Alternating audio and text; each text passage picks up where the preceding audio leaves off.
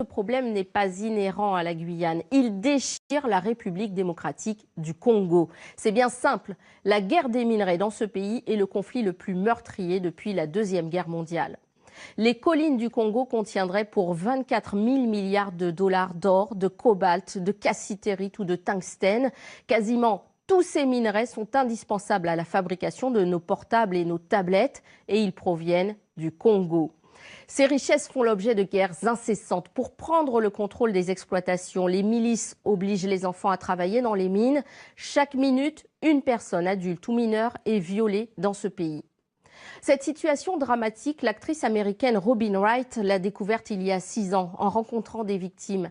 Elles lui ont demandé de porter leur témoignage dans le monde entier. C'est pour cela qu'elle a réalisé le film que vous allez voir tout de suite, Congo, la guerre des minerais. Attention, certaines séquences pourraient heurter votre sensibilité.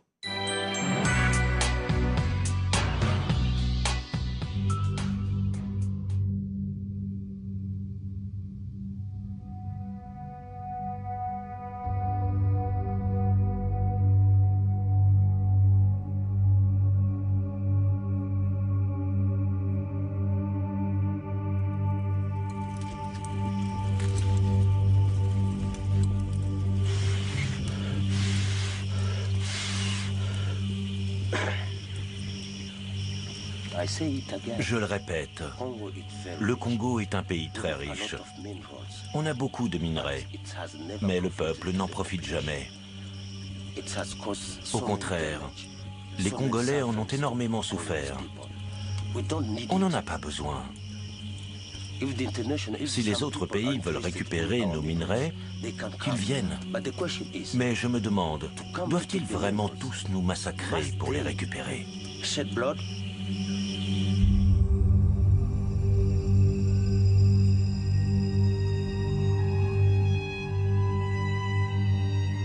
La République démocratique du Congo regorge des minerais les plus précieux au monde.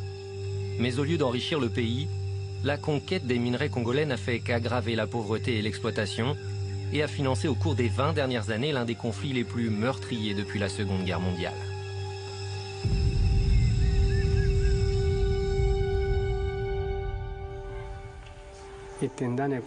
Les meurtres ont eu lieu un lundi, très tôt le matin. À 11 h, ils étaient tous morts. J'ai tout vu de mes propres yeux.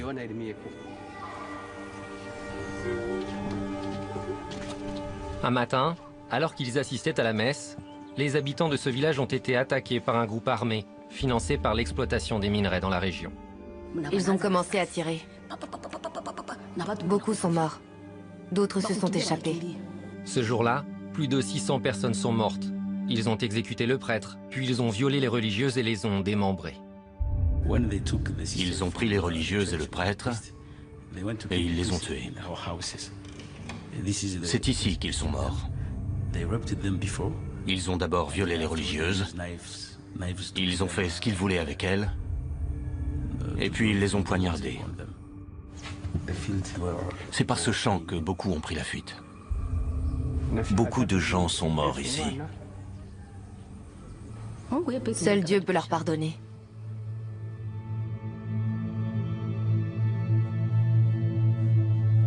À cette époque-là, d'ailleurs, il y avait ce qu'on appelait le boom coltan. Les minerais de coltan avaient un prix très élevé et on en exploitait beaucoup ici dans le territoire. Toutes les ressources naturelles du Congo sont une malédiction, pas une bénédiction.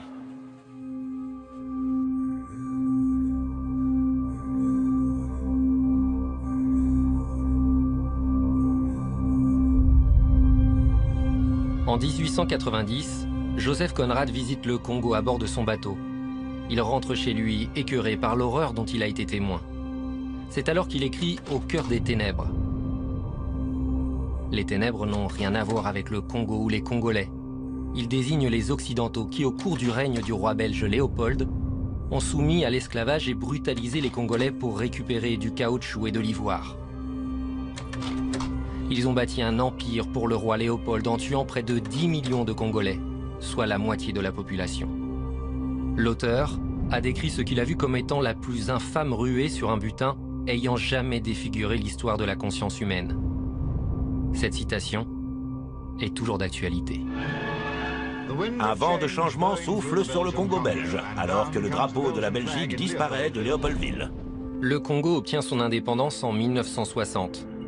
Mais les Occidentaux ne sont pas prêts à abandonner leur royaume africain, ou pire encore, à le laisser aux mains des Soviétiques. Les dirigeants des États-Unis et du Congo font assassiner le premier ministre congolais fraîchement élu, Patrice Lumumba. Son corps est démembré et désintégré dans de l'acide. Ils ont coupé son corps en morceaux, puis l'ont brûlé. Ils ont utilisé de l'acide. Les Occidentaux placent à la tête du pays le dictateur Mobutu Sese Seko. Il renomme son pays le Zaïre et le dirige pendant 30 ans en tant qu'allié des Occidentaux. C'était très clairement une crapule, mais c'était notre crapule. Mobutu considérait le Congo et ses ressources comme un coffre-fort personnel. Il a volé de l'argent aux sociétés minières qui appartenaient à l'État, aux agences en douane. Il a volé tout ce qui pouvait lui rapporter des bénéfices et n'a rien investi dans son pays comme il aurait dû le faire. Il n'a investi que dans ses projets personnels. En s'appropriant les ressources du Congo, Mobutu Sese Seko s'est construit un empire de plus de 3 milliards d'euros, alors que la population mourait de faim. Aujourd'hui encore, la pauvreté demeure.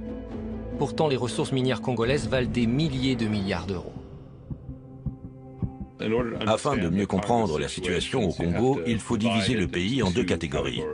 C'est dans la province de Katanga, au sud du Congo, que l'on trouve 80% du cobalt mondial, ainsi que l'une des plus grandes réserves de cuivre, soit 2 des minerais les plus précieux au monde. C'est ici qu'ils bâtissent leur fortune. On utilise le cobalt pour fabriquer l'armement essentiel au département américain de la défense. L'Est du Congo, aujourd'hui surnommé le trésor géologique, regorge des minerais nécessaires à la prospérité de nos avancées technologiques. Le tungstène, l'étain, le tantal et l'or. Puisque nous développons de plus en plus la technologie mobile, nous continuerons à utiliser les ressources du Congo tant que nous ne changerons pas notre façon de vivre. Le sud du Congo est pillé par les multinationales et les groupes armés pillent l'est du pays. Certains sont étrangers, d'autres pas. Leur identité est de plus en plus confuse et leur objectif de moins en moins clair. Ce qui est limpide en revanche, c'est que leur source financière principale provient des minerais de l'est du Congo.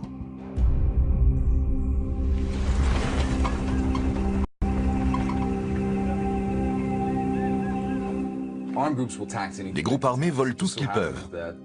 Les ressources les plus importantes et les plus lucratives de l'Est du Congo, ce sont les minerais. Comment maintenir une armée de 2000 hommes sans avoir à les nourrir, sans leur offrir d'uniformes, ni de soins médicaux? Ils viennent et ils s'approprient les terres qui sont riches en minerais. Ils ont des armes et pas nous.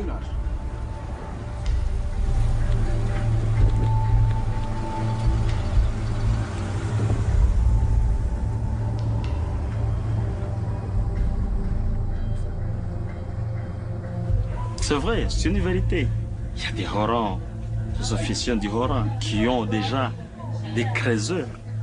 Et à l'instant même, je vous informe, malgré que la loi a été promulguée interdisant l'exploitation des minéraux. Mais l'exploitation continue.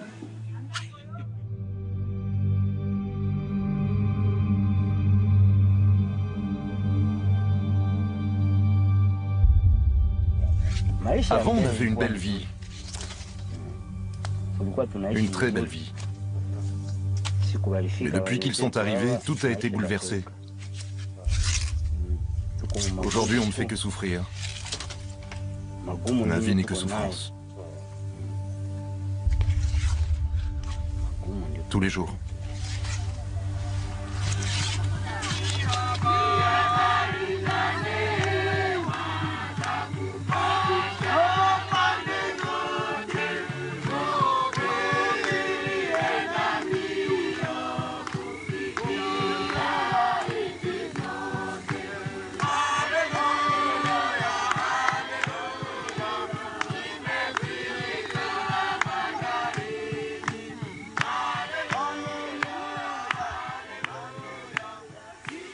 L'impact est très grand. La présence des groupes armés dans cette partie du pays a un impact très négatif sur les populations de l'Est. Ils vont voler les récoltes de paisibles citoyens, de paisibles paysans, et c'est la catastrophe. D'autres se rabattent sur les jeunes filles et les femmes, jusqu'aux vieillards, pour assouplir les appétits sexuels.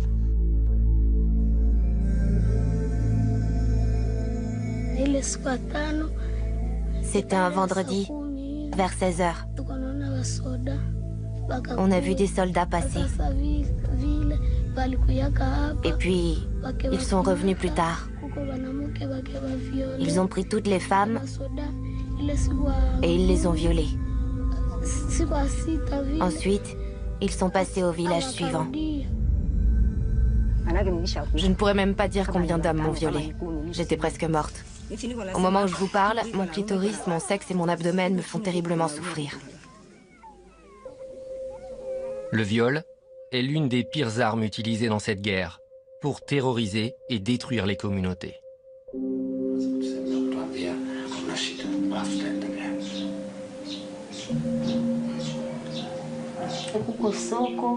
On s'est mis à courir. Les coups de feu provenaient des buissons. Même les soldats n'avaient nulle part où se cacher. Ils couraient comme nous.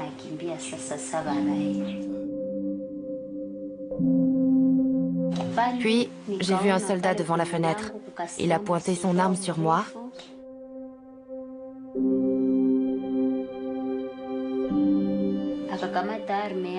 Il a pointé son arme sur moi, aussi près que la caméra en ce moment.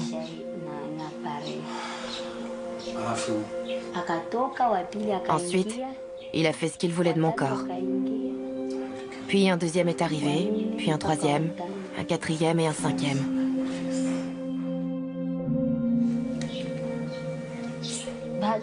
Puis l'incendie s'est déclaré. On était encerclés par les flammes. J'ai pris mes enfants avec moi, et quand je me suis approchée de la porte, l'un d'entre eux avait disparu.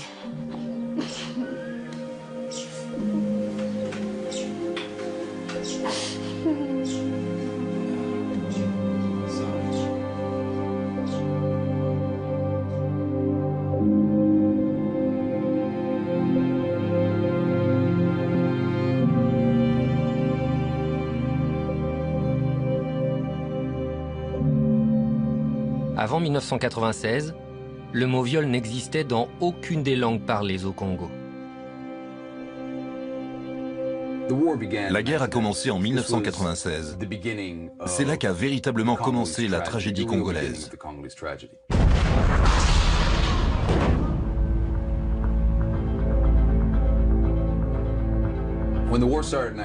Lorsque la guerre a débuté en 1996, ce n'était pas à cause des minerais. Elle s'est déclenchée à cause de la chute du Zaïre et du génocide au Rwanda. C'est seulement après que la guerre a été déclarée que les minerais sont devenus une véritable source de financement pour cette guerre. Ensuite, ils en sont devenus le véritable but. Après le génocide au Rwanda en 1994, 3 millions de réfugiés se sont précipités vers la frontière est du Zaïre, créant alors la pire crise de réfugiés que le monde n'ait jamais connue selon l'ONU. Mais parmi ces réfugiés, il y avait également certains auteurs du génocide. Ils représentaient alors une menace pour la sécurité du tout nouveau gouvernement du Rwanda. Cela posait un problème de sécurité majeur au Rwanda. Il y avait entre 30 et 40 000 soldats qui s'entraînaient à la frontière du pays et qui voulaient retourner là-bas pour finir ce qu'ils avaient commencé. Le gouvernement du Rwanda nous a affirmé plusieurs fois que si la communauté internationale ne pouvait pas régler ce problème, alors il trouverait lui-même une solution. Je pensais qu'ils allaient organiser des opérations militaires près de la frontière. Au lieu de cela, ils ont agi de façon clandestine.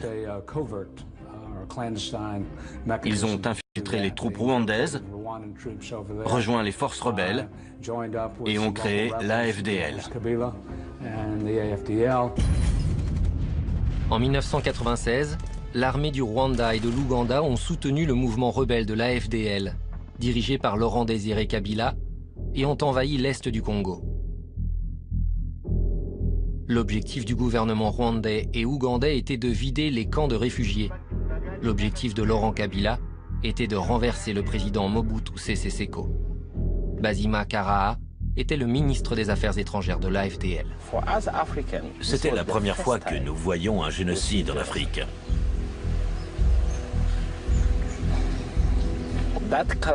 Cette culture devait être éliminée. Mais il y avait un autre problème. Ce problème, c'est que Mobutu était le deuxième plus grand dictateur du monde. Il devait être évincé. Je lui ai dit, tu peux partir, soit par la porte, soit par la fenêtre. Après 30 ans, les États-Unis ont décidé d'abandonner leur allié de la guerre froide, Mobutu Sese Seko. Le président Clinton a alors envoyé un ambassadeur de l'ONU, Bill Richardson, pour transmettre le message à Mobutu. Le gouvernement américain m'a demandé d'aller voir le président Mobutu et de lui dire « Monsieur le Président, nous ne vous soutiendrons plus. Nous voulons que vous quittiez le pays. » Il m'a alors regardé et il m'a dit « Vous savez combien j'ai soutenu les États-Unis » Et j'ai dit « Oui, je sais. » Les États-Unis et la communauté internationale ont découvert une nouvelle classe de dirigeants africains. Il semblait clair qu'à partir de cet instant, ils allaient tous soutenir Kabila et le hisser à la tête du pays. J'ai rencontré Kabila plusieurs fois. Il m'aimait bien. On s'entendait bien. Je lui ai dit, vous voulez avoir une bonne relation avec les États-Unis? Nous cherchons la paix. Nous aimerions vous aider. Si vous êtes un réformateur, si vous instaurez la démocratie et que vous respectez les droits de l'homme, alors nous vous aiderons. À la fin de la guerre froide, les États-Unis n'avaient plus besoin de Mobutu. Ils ont alors demandé au Congo de l'évincer. Bien que la FDL avançait rapidement, elle a vite dû trouver une source financière afin de s'emparer de la capitale Kinshasa. Kabila m'a demandé « Est-ce que Bill Clinton peut me prêter 100 millions de dollars ?» Et c'est là que j'ai compris qu'il ne connaissait absolument pas le processus politique. L'AFDL était en train d'essayer de réunir de l'argent. Et au Congo, ce qui peut rapporter beaucoup, ce sont les exploitations minières. Afin de financer la guerre, l'AFDL s'est directement dirigée vers la région de Katanga, qui regorge de cuivre et de cobalt. L'élément essentiel de cette histoire, c'est que Katanga est et a toujours été au centre du conflit congolais, tout simplement parce que c'est là que se trouve l'argent. La véritable richesse minière du Congo se trouve à Katanga. C'est ici qu'ils se font énormément d'argent. C'est dans la province de Katanga que l'on trouve 80% du cobalt mondial, ainsi que l'une des plus grandes réserves de cuivre, soit 2 des minerais les plus précieux. L'agence américaine de logistique de la défense, qui dispose d'un département sur les minerais, a classé le cobalt dans son top 10. Beaucoup de gens sont venus ici pour se faire de l'argent pendant la guerre, et ils ont réussi. Maintenant que les troupes rebelles de Laurent Kabila contrôlent toutes les régions riches en minerais du pays, les grandes entreprises comme American Mining Field Corporation profitent de l'agitation politique pour passer leur marché. Ils signent des accords avec les rebelles pour obtenir du cobalt, du zinc, du cuivre et des diamants. Non, il y en a eu beaucoup. Il y a eu AMFI qui est arrivé, il y a le groupe Londing qui est arrivé, il y a Anvil Mining, ce sont les Australiens qui sont arrivés. Et nous avions un groupe canadien qui est arrivé aussi, First Quantum. On était en guerre et tous les marchands d'armes en ont profité pour venir prendre des minéraux, mais c'était à vil prix. 1996, c'était vraiment le bon moment pour venir au Congo. Il y avait beaucoup d'argent à se faire, alors tout le monde s'est rué là-bas. Les dirigeants d'American Mineral Fields tentent par tous les moyens de s'attirer les bonnes grâces du nouveau régime. Je crois que l'un des exemples les plus parlants, c'est celui de Jean-Raymond Boule, qui travaillait pour American Mineral Fields. Il a voyagé jusqu'à Katanga avec son jet privé, il s'est d'ailleurs posé dans la ville de Kabila, et il a réussi à acheter une énorme exploitation minière là-bas. Nous avons laissé notre avion à disposition pour certains dirigeants de l'Alliance. Ils ont offert 5 millions de dollars à la FDL avant même d'arriver à Kinshasa. C'était en avril 1997, je crois, soit un mois avant leur arrivée à Kinshasa. Ils faisaient des affaires avec le gouvernement des rebelles, alors que le gouvernement officiel était encore au pouvoir. C'est comme ça que les multinationales fonctionnent. On négocie avec le gouvernement au pouvoir ou avec celui qui y sera bientôt. C'est comme ça que ça marche. Ce qui n'est pas passé inaperçu, c'est que le siège d'AMF se trouvait à Hope en Arkansas, qui n'est autre que l'État où est né le président Bill Clinton. Le fait que le siège de cette entreprise se trouvait à Hope, en Arkansas, dont personne n'avait jamais entendu parler, excepté à cause de son lien avec Bill Clinton, n'a fait que renforcer l'idée que tout était lié aux États-Unis et que les Américains donnaient tout simplement leur autorisation pour envahir le pays et mettre Laurent Kabila au pouvoir. C'était une conspiration. La première entreprise à avoir passé un marché avec Kabila était American Mineral Fields. Mais cela a échoué, n'est-ce pas? Oui, mais ils lui ont quand même donné beaucoup d'argent. Oui, ça c'est sûr. Parce qu'à l'époque, la FDL avait besoin d'argent et il voulait s'acheter des armes.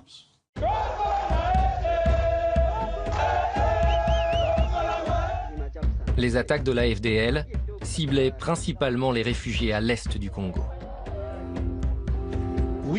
Nous allons attaquer ces camps et expulser tout le monde, peu importe ce que dit la communauté internationale. Est-ce que nous savions que l'AFDL massacrait les gens qui vivaient dans ces camps? Oui, en effet, nous en avions entendu parler plusieurs fois. Et nous savions aussi que nous ne pouvions rien faire pour empêcher cela. Je ne dis pas qu'il faut accepter les choses, mais il faut simplement être réaliste. C'est ça la guerre. Le plus dur dans tout ça, pour les gens comme moi, et pour tous ceux qui s'impliquaient à l'époque pour défendre les droits de l'homme au Congo, et qui croyaient vraiment qu'on allait enfin réussir à mettre en place une démocratie dans ce pays, c'est que le mouvement démocratique congolais n'a reçu aucun soutien. Personne n'a voulu créer d'alliance avec l'opposition, comme l'Église catholique et les autres forces qui étaient pourtant si importantes à l'époque et qui auraient pu permettre de construire une démocratie au Congo. Les États-Unis n'ont absolument rien fait pour que cela arrive. Le 17 mai 1997, les soldats de la FDL envahissent Kinshasa.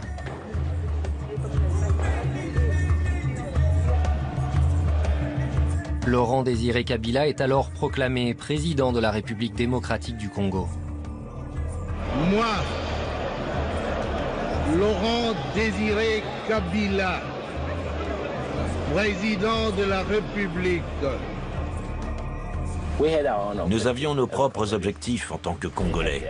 Et eux, ils avaient les leurs. Mais à ma connaissance, ils ne se sont pas servis de nous. En fait, je crois que nous sommes servis d'eux.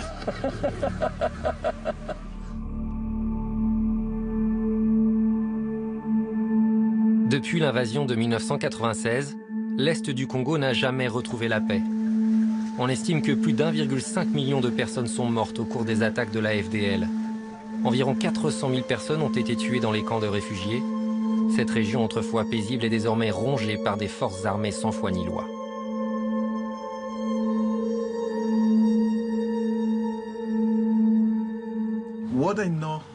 À partir de ce moment, on voyait des cadavres partout qui jonchaient les rues et tout le monde s'en fichait. Les gens s'entretuaient comme si c'était normal. Je crois que c'est à cet instant que les Congolais ont été pervertis, surtout à l'Est.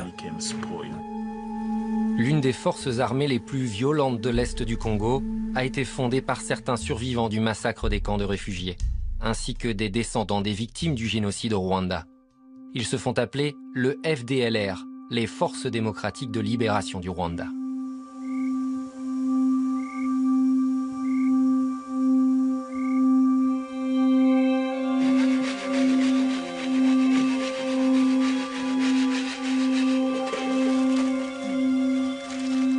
Le FDLR est une menace pour nous.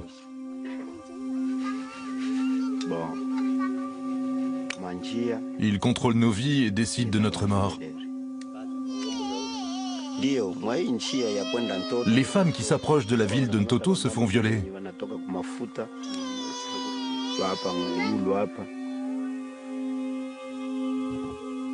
Elles se font violer dès qu'elles se trouvent sur le chemin des soldats du FDLR.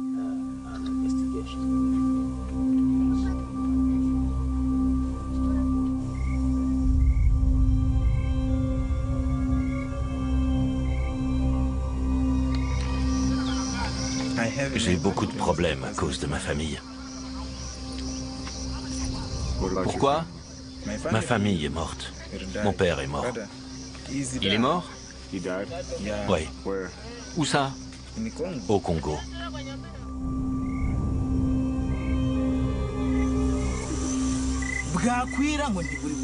Les nuits sont longues. Et le bruit des bombes qui éclatent m'empêche de dormir. Même quand on est très jeune ici, on doit apprendre à manier les armes. Du coup, on ne pense qu'à ça toute la journée. Et on se rend compte que sur une famille de 40 personnes, on est le seul survivant. Le seul.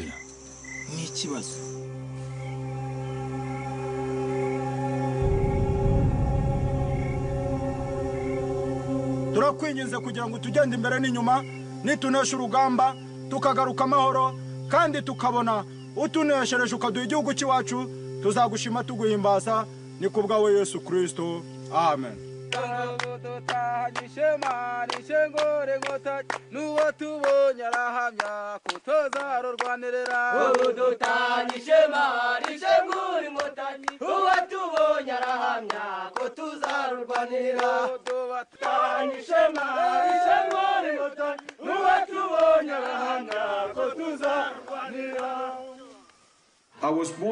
Je suis né et j'ai grandi dans cette partie du pays. Je n'avais jamais entendu parler du coltan. Mais quand l'industrie de l'électronique s'est intéressée de plus en plus à ce minerai, alors on a connu le boom du coltan. Au début des années 2000, les ventes d'appareils électroniques explosent. Au même moment, Sony dévoile sa très attendue PlayStation 2. La demande croissante des consommateurs pour ce produit engendre alors une véritable pénurie de coltan. Son prix passe de 100 à 300 $ le kilo.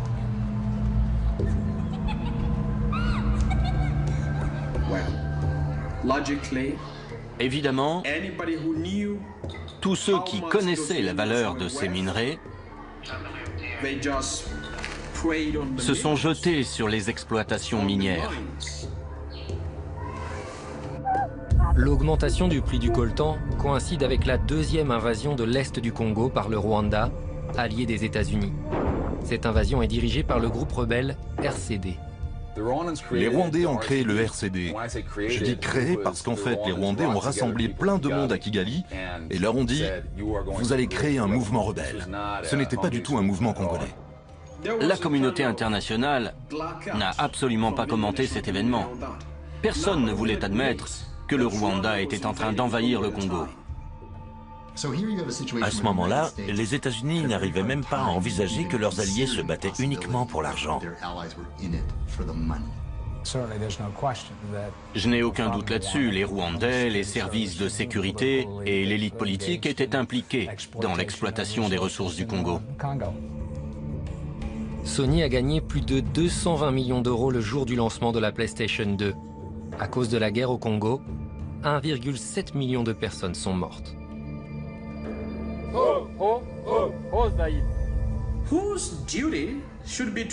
Qui devrait entraîner une armée professionnelle? Capable de protéger notre peuple, de protéger nos frontières. C'est déplorable que le Congo n'ait jamais eu aucun responsable capable de mettre en place un état de droit ou de le restaurer.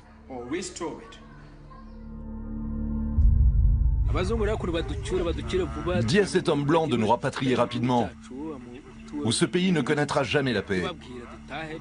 Tant que le FDLR sera là, il n'y aura jamais la paix, jamais. Il ne filme pas. La lumière est éteinte. Peu de temps après, des soldats du FDLR ont attaqué le village de Bunakara. Ils ont tué 31 personnes, dont beaucoup de femmes et d'enfants. Je tiens à affirmer que je consacrerai toutes mes forces à ce que ce beau et grand pays retrouve la paix et l'unité.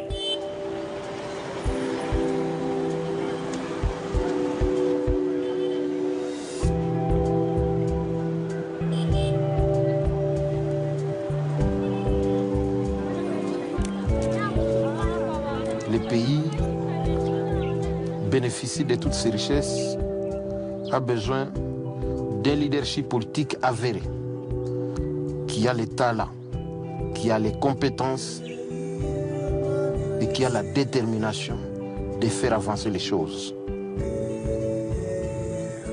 La gestion rationnelle de tout ce que l'Éternel, le beau Dieu, a mis à la disposition de l'humanité congolaise. Le gouvernement a une part de responsabilité dans cette histoire. C'est vrai que le Congo est un pays riche. On a tout. On a vraiment tout ce qu'il nous faut. Mais nos dirigeants ne veulent pas améliorer nos conditions. Par exemple, dans notre pays, il n'y a pas de travail. Ils sont censés attirer les entreprises pour qu'on ait du travail. Les Congolais devraient avoir une vie meilleure.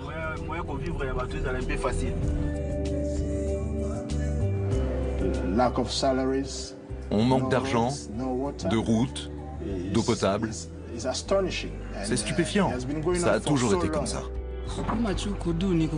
Je pousse mon chariot parce que j'ai pas de travail.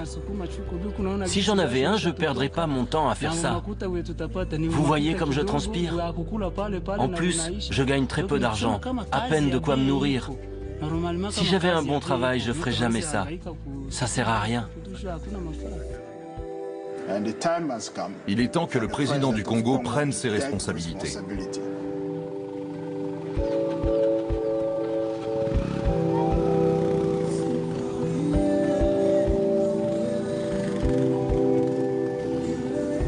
En 2014, l'Africa Progress Panel publie un rapport dénonçant la vente des concessions minières de Katanga par les dirigeants congolais. Dissimulée derrière un contrat plus qu'équivoque, cette vente aurait pu rapporter des milliards d'euros au peuple congolais. Le Congo perd bien plus d'argent à cause des marchés passés sur les exploitations minières de Katanga qu'il n'en perd à cause du conflit sur les minerais dans la région de Kifa. Chess vont enrichir d'autres pays tant que nous, dans le village, nous sommes pauvres. Quand nous voyons les tracts défiler ici avec des matières pour aller enrichir les États-Unis d'Amérique, la Belgique, cela ne nous arrange pas. Actuellement, il y a plus de 25 multinationales qui exploitent les mines de Katanga. Dites-nous ce que vous faites et qui vous êtes. Je suis un réalisateur américain et je fais un documentaire sur l'exploitation minière au Congo. Nous avons reçu la permission de la société Gécamine, du responsable de la province de Katanga. C'est d'ailleurs le ministre de la province. Eh bien, vous n'avez pas ma permission. Qui êtes-vous et pourquoi aurais-je besoin de votre permission? Je suis le maître d'ouvrage. D'où vient votre société? Du Canada. Du Canada, ok. Katanga, c'est une province qui est très riche. Très, très riche. Les ressources du Katanga vont ailleurs. Ailleurs où? On ne sait pas. Katanga n'a pas toujours été accablée par la pauvreté. Auparavant, la région abritait l'une des sociétés minières les plus productives au monde, Gécamine. C'est la Gécamine qui était les poumons. C'était les poumons de cette province, c'était la Gécamine.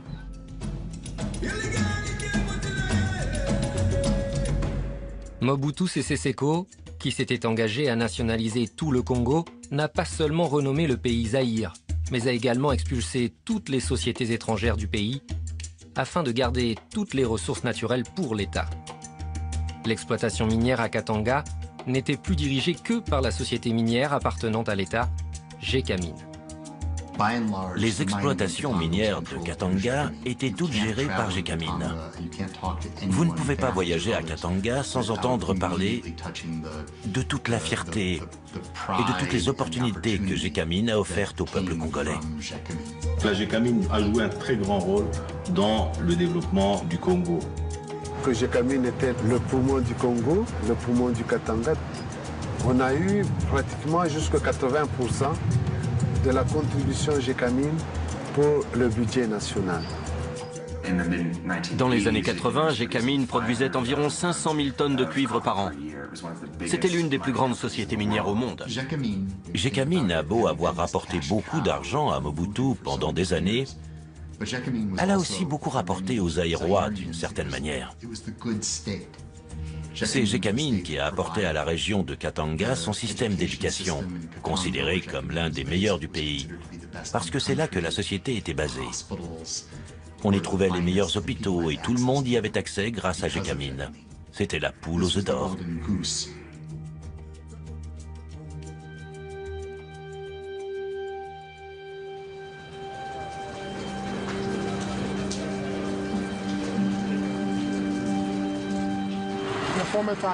Autrefois, il y avait de la vie à Gécamine, parce que même en ville, il était presque impossible de manger matin, midi et soir quotidiennement. Mais ici, à Gécamine, il y avait de la vie. Les gens mangeaient le matin, ils déjeunaient le midi et ils dînaient le soir. Il faisait vraiment bon vivre quand Gécamine était ici. Il n'y avait pas de déchets. Et ça, c'était un grand terrain de football. On venait ici et on jouait au foot avec nos amis quand on était plus jeunes. Et regardez ce que c'est devenu. Un vrai dépotoir. Que s'est-il passé? C'est à cause de notre gouvernement. Les responsables politiques de ce pays sont des gens très égoïstes. Ils essaient de garder tout l'argent pour eux. En 2001, la guerre avec le RCD qui avait débuté à l'est du Congo s'étend jusqu'aux portes de Kinshasa. Le 18 janvier, Laurent Kabila est assassiné.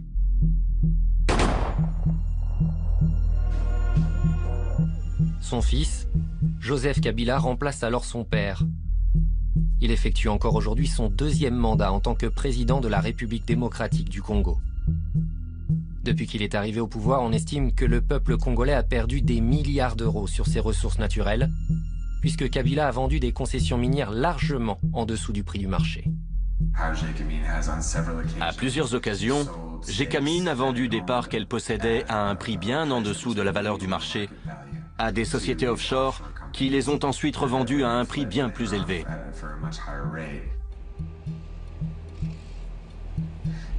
L'un des marchés les plus douteux qui est passé Gécamine est celui du projet SMKK sur le cuivre et le cobalt, dont 50% appartient à la société minière kazakh appelée ENRC. Les 50% restants appartiennent à Joseph Kabila. Tout d'un coup, Gécamine ne possédait plus les 50% restants. Ils ont été vendus à la société offshore Emerald Star Enterprises, basée sur les îles Vierges britanniques, pour la somme de 13 millions d'euros. Personne ne savait qui c'était ni d'où il venait. Quelques mois plus tard, ENRC a racheté la Emerald Star Enterprises, les 50% qui appartenaient autrefois à Gécamine, pour la somme de 66 millions d'euros. Ça n'a aucun sens. L'État a perdu plus de 50 millions d'euros. Il est évident que Gécamine savait que sa propriété valait bien plus de 13 millions. Alors, pourquoi est-ce qu'ils n'ont même pas bronché? L'élément commun entre tous ces marchés n'est autre qu'un seul homme, Dan Gertler, un ami du président congolais. C'est lui-même qui se revendique ami du président congolais. Les sociétés comme Glencore et ENRC font toujours appel à Dan Gertler. Tous les marchés passés avec Gertler fonctionnent de la même manière.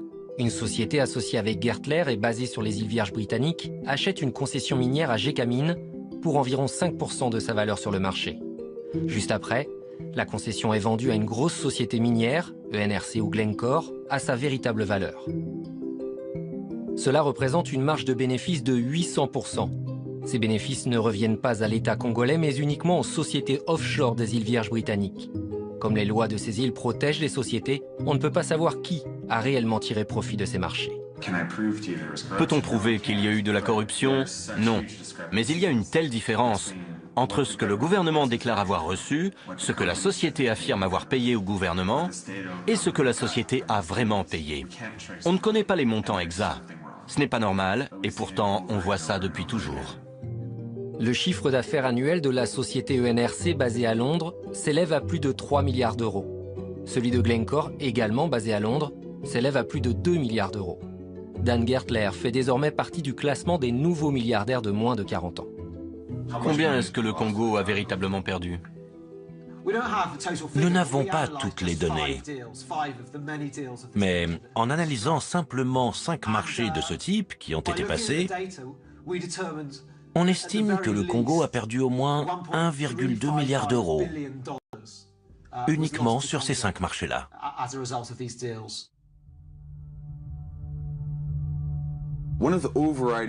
Pour moi, l'une des émotions qui caractérise le mieux tout ce conflit, c'est l'humiliation subie par les Congolais. Ils ont été humiliés, bafoués par les étrangers, par leur propre gouvernement, et ils se sentent complètement impuissants. Cela explique grandement l'exaspération totale que ressentent la plupart des Congolais.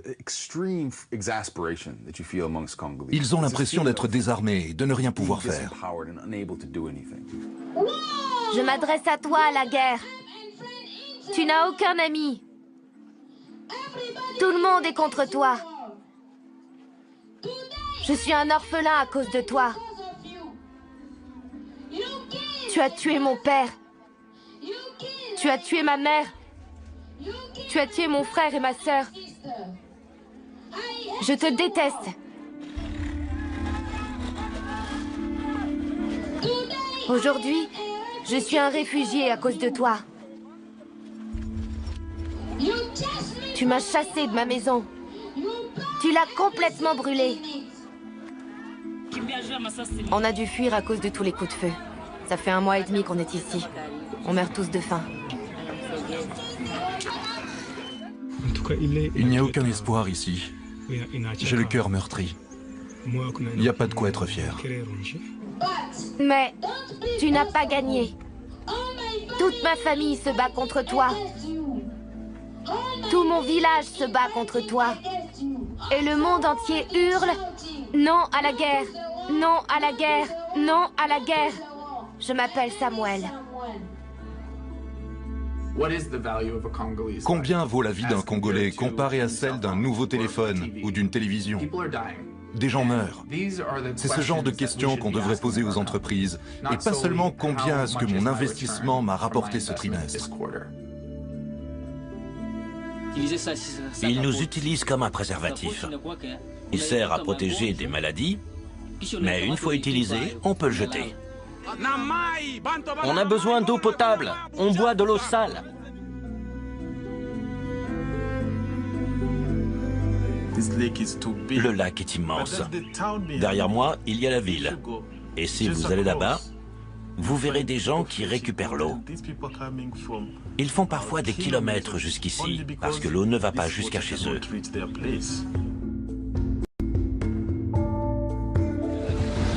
Combien de temps doit-elle marcher pour venir ici? 1 heure. Et combien de fois vient-elle chercher de l'eau? 4 fois.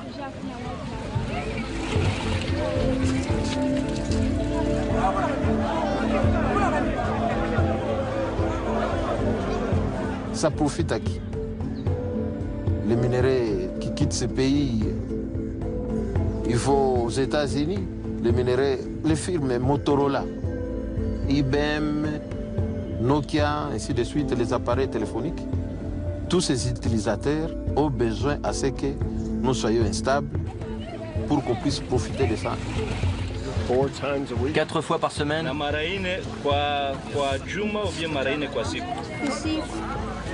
Non, 4 fois par jour. Cette guerre est causée par ceux qui tirent profit des minerais. Comment va-t-elle se terminer? Tout ce qu'on veut, c'est une paix durable. Une paix parfaite. Alors arrêtez de nous mentir. Vous et tous les autres, vous venez avec vos caméras, avec vos équipes et vous nous filmez. Mais on ne voit jamais le résultat, on ne voit jamais les images. Quand vous partez, on vous souhaite un très bon voyage, bon retour chez vous, peu importe où vous allez ou ce que vous faites.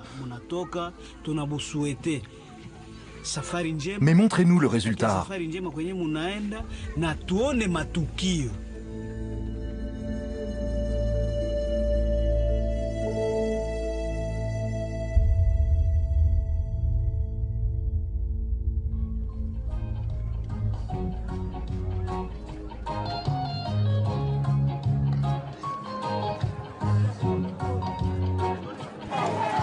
la paix maintenant, tu ferais quoi s'il y avait la paix?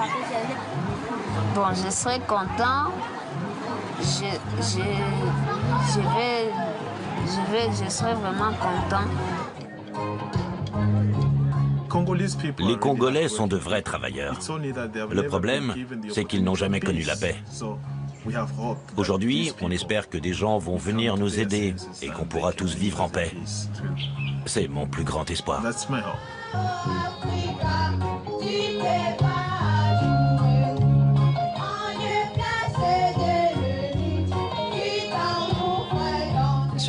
Aussi scandaleux que cela puisse paraître, j'ai eu des conversations avec certains des acteurs impliqués dans tout cela, au cours desquels ils se sont demandé combien vaut vraiment la vie des Congolais.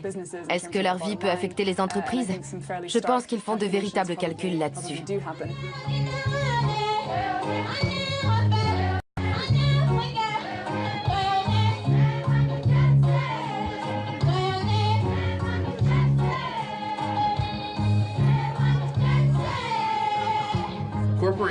Les entreprises changeront lorsque la société leur demandera de le faire.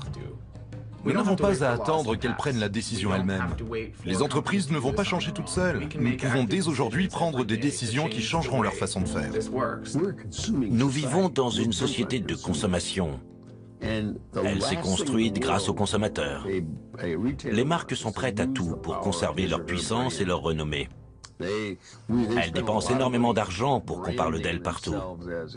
Elles ne veulent pas être rejetées par les consommateurs et entendre « C'est fini, je ne veux jamais acheter un produit de cette marque ». C'est leur pire crainte. Regardons de plus près l'histoire des États-Unis.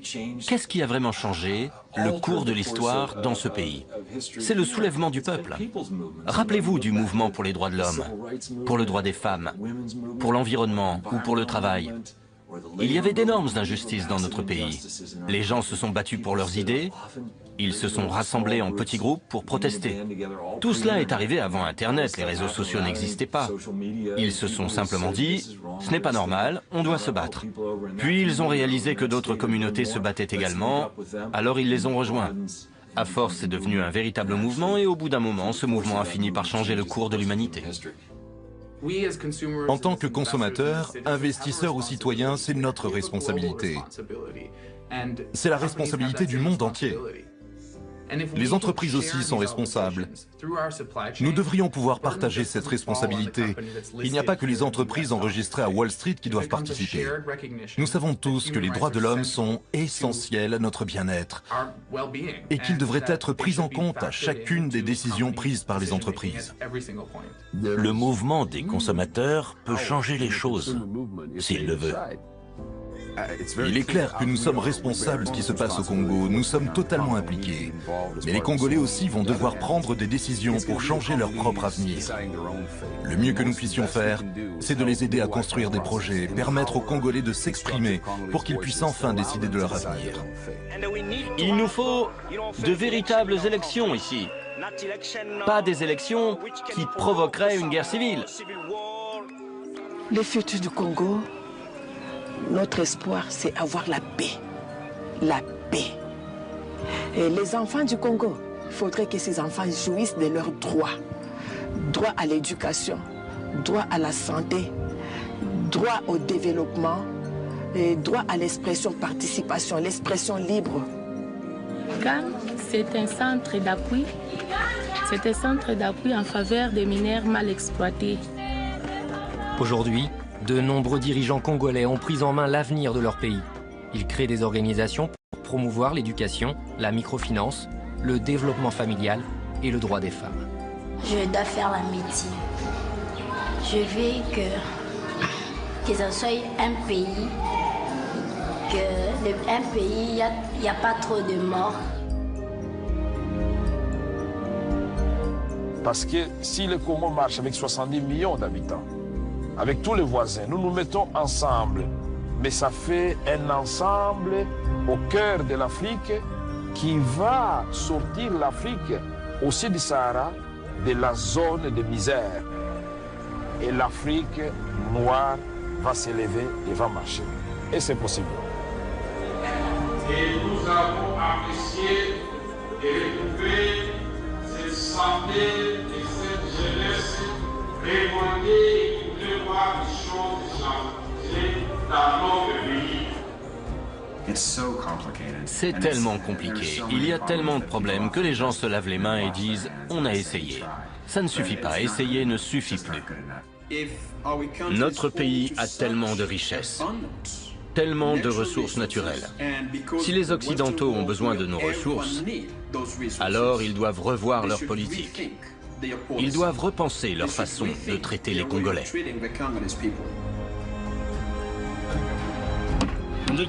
Si les gens n'avaient pas à fuir la guerre, alors peut-être que cette petite fille serait encore en vie.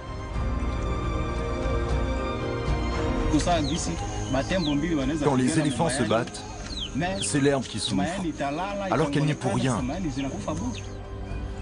L'herbe, c'est nous.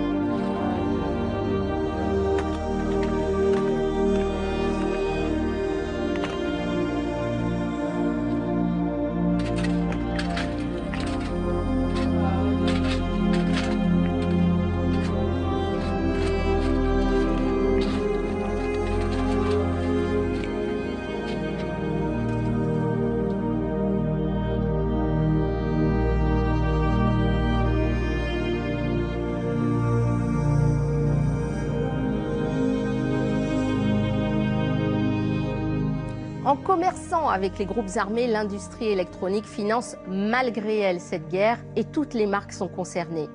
Pour faire cesser les atrocités, il faudrait arrêter toute transaction avec les rebelles. En tant que consommateurs, nous avons le pouvoir d'imposer cette condition. C'est ainsi que s'achève ce numéro d'investigation. Je vous rappelle, comme chaque semaine, les liens YouTube, Investigation et Plus.fr. Très bonne fin de soirée sur François.